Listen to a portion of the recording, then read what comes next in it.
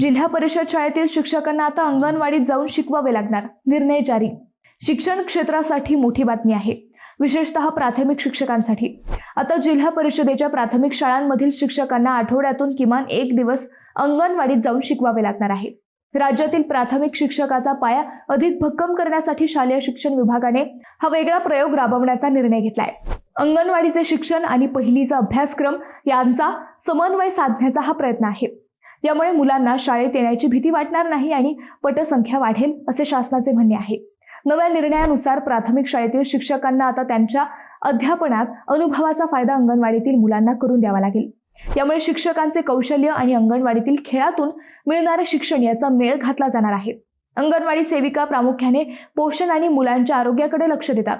आता शिक्षक सोबत असल्याने त्यांना शैक्षणिक उपक्रम राबवताना मोठी मदत होणार आहे। दरम्यान आता या निर्णयाबाबत शिक्षकांमधून काय प्रतिक्रिया येतात हे पाहणे देखील महत्त्वपूर्ण ठरणार आहे।